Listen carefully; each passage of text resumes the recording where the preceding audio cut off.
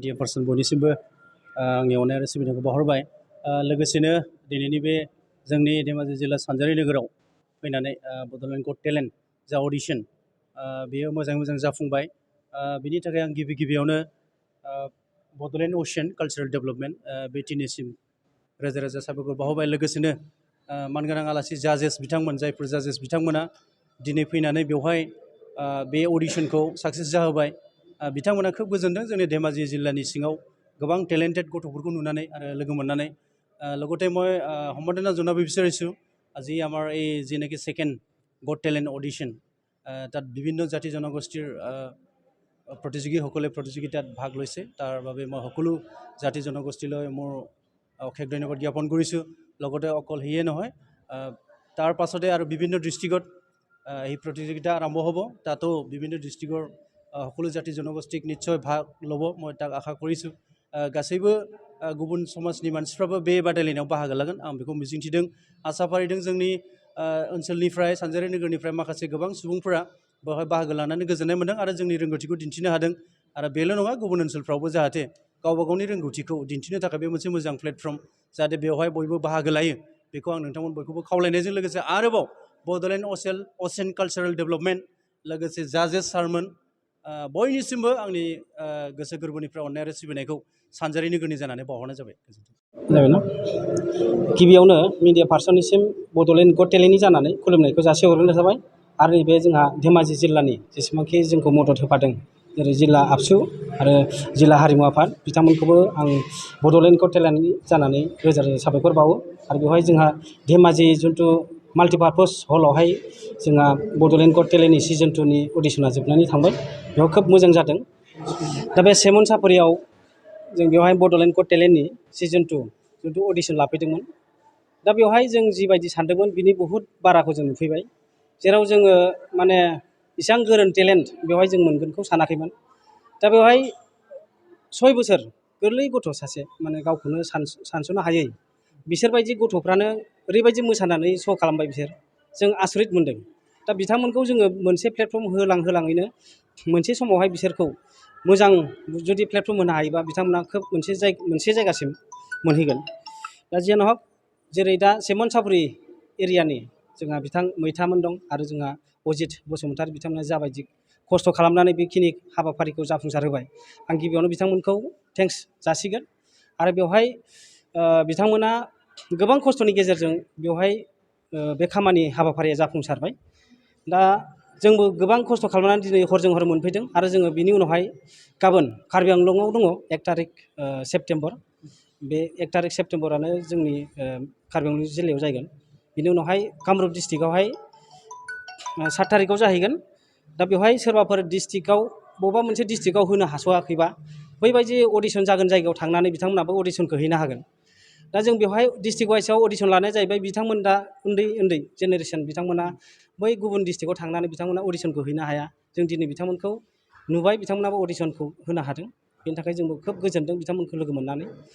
दा बेखिनियावनो साफ्रोमबो रायजो राजाखौ आं मिजिंथिदों बा खावलायबावगोन, गावनि फिसालायानो होन फिसाजोआनो होन, बिथांमोननि जोनोमजों फैफानाय माखासे टेलेन्ट थायो।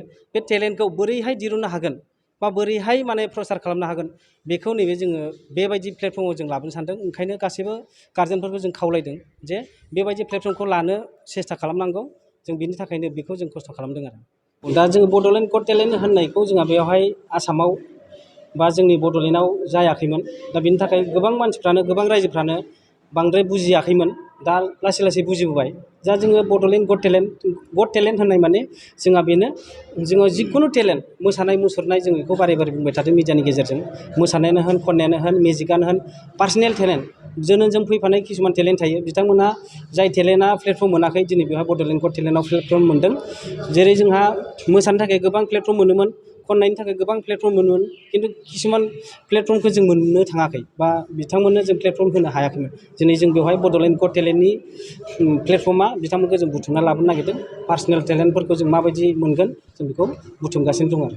गोजोन्थों। মানে এই বড়োলেণ্ড গট টেলেণ্টছত আজি ধেমাজি যিটো জিলাৰ ডিষ্ট্ৰিক্ট অডিশ্যনত আমি আহি ইমানেই সুখী হৈছোঁ, ইমান ভাল লাগিছে যে ইয়াত ইমান সুন্দৰ টেলেণ্টছ মানে পাৰ্টিচিপেণ্টবিলাক পাইছোঁ আমি। ডান্স হওক, ছিংগিং হওক, বহুত ভাল পাৰ্টিচিপেণ্ট আছে, টেলেণ্ট আছে তেওঁলোকৰ। আৰু এই যে আমাৰ বড়োলেণ্ড গট টেলেণ্টছৰ যিখন প্লেটফৰ্ম তেওঁলোকক দিছে, আজি মই ইয়াৰ কৰ্তৃপক্ষসকলক মই ধন্যবাদ যাচিছোঁ। আৰু এই প্লেটফৰ্মৰ কাৰণে গাঁৱৰ ভিতৰৰ অঞ্চলবিলাকত যিবিলাক ল'ৰাৰ এতিয়াও তেওঁৰ প্ৰতিভাবিলাক বিকশিত হোৱা নাই, সেই প্ৰতিভাবিলাক তেওঁলোকে দেখুৱাবৰ কাৰণে এখন প্লেটফৰ্ম দিছে বড়োলেণ্ড গট টেলেণ্টছে। সেইকাৰণে মই বড়োলেণ্ড গট টেলেণ্টছক মই ধন্যবাদ যাচিছোঁ। আৰু ধেমাজিত আহি মই অত্যন্ত সুখী হৈছোঁ, ইমান ভাল টেলেণ্টছ পাইছোঁ। মই বহুত কেইখন ডিষ্ট্ৰিক্টত মই অডিশ্যন কৰিলোঁ, এণ্ড ক'ব গ'লে বাকীবোৰ ডিষ্ট্ৰিক্ট ইয়াত মই টপ পাইছোঁ। Thank you. Mega audition actually Udalguri में होगा, और सबसे पहले बोलेगा धेमाजी डिस्ट्रिक्ट में क्या जगह का नाम कहते हैं, सीमन छपरी में बहुत अच्छा टैलेंटेड स्टूडेंट है, और बहुत छोटा बच्चा बहुत टैलेंटेड है। मैं चाहता है कि ये लोग और आगे जाए, धेमाजी डिस्ट्रिक्ट का नाम रोशन करें। तो और सबसे पहले थैंक यू तो बोडोलैंड गॉट टैलेंट जो ऐसा प्लेटफॉर्म लेके आया आप लोग, जो बच्चे लोग को, क्योंकि देखो आप लोग गांव में अंदर में वो लोग को प्लेटफॉर्म नहीं मिलता है, तभी ये बोडोलैंड गॉट टैलेंट प्लेटफॉर्म दे रहे हैं। तो मैं चाहता सभी लोग सपोर्ट करो बोडोलैंड गॉट टैलेंट को। Thank you. गासिबो मिडिया पार्सन नोंथांमोननिसिम खुलुमनाय जासिहरग्रोबाय। दिनै धेमाजि जिल्लानि जे सिमोनसापुरि नैबे अडिट'रियाम हलावहाय दिनै सिजन-2 अडिशना दिनै मोजाङै जोबलांबाय। आरो दिनै जोङो साबायखर बावनांगोन नैबे धेमाजि जिल्लानि साफ्रोमबो माहारियारि आफादनि गुबुन आफादारि बिथांमोना बड'लेण्ड गट टेलेन्ट जे सिजन-2 अडिशनखौ बिथांमोना मोनसे प्लेटफर्म, मोनसे गथ'फोरनि जाहाथे इयुन जेनेरेसनखौ जाहाथे गोजौआव दैखांलांनायनि सार्थआवहाय बिथांमोना धेमाजि जिल्लानि रायजो राजाफोरा ओरैबायदि मोनसे हेफाजाब होनानै दिनै बे हाबाफारिखौ मोजाङै जाफुंलांहोबाय। आरो दिनैनि बे अडिशनाव जों नुबाय ओरैबायदि टेलेन्टेड गथ'फोर फैदों, मोसानाय, मेथाइ खननाय बायदि जितु साबजेक्टआवहाय जों आसरित मोन्दों आरो दिनै बड'लेण्ड गट टेलेन्टआ बेबायदि मोनसे जोङो लामाखौ दिन्थिलांनो थाखायनो दिनै बे बड'लेण्ड गट टेलेन्टखौ जों जोनोम होदों थांनाय 2019 मायथाइयाव। आरो फैयै दिनै जोङो सिजन-2नि अडिशनखौ जोङो जागायगासिनो दङ, आरो जोङो गुबुनाव लाबोजोब्बाय। दा दंबायो जोंहा कार्बि आंलंआव दंबावो, आरो जोंहा कामरुपआव दंबावो। दा बेखिनि जोबनायनि उनावहाय जोङो आरो मेगा अडिशन बेखौ जों लांबाय थागोन, उननि हाबाफारिखौ मोजाङै लांबाय थागोन। आरो बेखौनो फिन खेबसेबाव बुंनो लुगैदों जे बड'लेण्ड गट टेलेन्ट होननानै बुङोब्ला बेयाव मोसानाय आरो मेथाइ खननायल' नङा, गोबांखिनि बेयाव जों नुदों सोरबाया हयथ' लाबावगौमोन, नाथाय मेथाइ खननाय आरो मोसानायल' होननानै साननानै सोरबाया लायाखै। दिनै जों मिथिबाय आरो फेस टु फेस मिथिनानै। नाथाय बेयाव आं खनसेबाव दिनै मिडियानि गेजेरजों बुंनो लुगैदों, गट टेलेन्ट, बे गट टेलेन्टआ जाहैबाय एनि टेलेन्ट बेयावहाय जोङो पार्टिसिपेट बेयाव खालामनो हायो। जोङो मिउजिक, बेयावहाय ड्रामा, एक्टिं, फेशन, मडेलिं बायदि जिखिनि टेलेन्ट दङ बेयाव गासिबो बाहागो लानो हायो।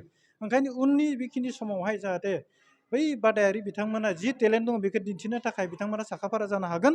जे कार्बि आंलंआव जानो दङ, कामरुपआव जानो दङ।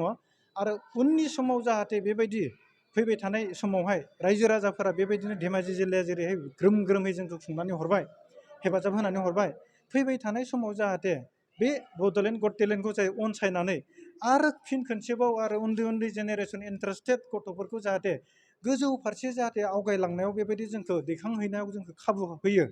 बेखिनि थाखाय रायजो राजासिम आङो आरो खनसेबाव मोनसे आसा फारिनाय थाबाय जे जोंखौ मदद होलांबाय थागोन। बाइक सालायनो मोजां मोनग्रा सुबुंफोरनि थाखाय मोनसे गोजोनथाव खौरां। जोबोद खम बेसेनावनो लननि गेजेरजों बाइक लानो हागोन। क'क्राझार जिल्ला सेरफांगुरियाव थानाय पंका एन्टारप्राइजआव मोनसे गोदान खाबु लाबोदों। फैगौ 30 आगस्तनिफ्राय 2 सेप्तेम्बरसिम पंका एन्टारप्राइजआव लन मेला खुंफुंगोन।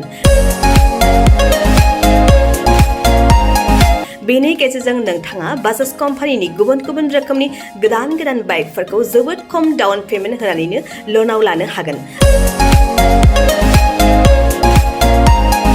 बारा नङा, गासै 10,000 डाउन पेमेन्ट होनानैनो नोंथाङा बाइकखौ मोनफुंनो हागोन। जोबोद खम बिबांनि सुदआवनो गारिफोरखौ लानो हानायनि खाबु मोनगोन। बाइकजों लोगोसे बेसेन नाङाजासे हेलमेटबो मोननो हागोन। 1,000 रांजों नोंथाङा बुकिं खालामग्रोनानैबो दोनहरनो हागोन। बेजों लोगोसेयैनो नोंथांनि गोजाम जानाय गासैबो रोखोमनि बाइक स्कुटिफोरखौबो सोलाय सोल' खालामनायनि खाबुखौबो मोननो हागोन। गोबांथार मिथिनो थाखाय 9101547892 आरो 60038171911 जानबुं अनजिमायाव जगाजग खालामहरनो हागोन।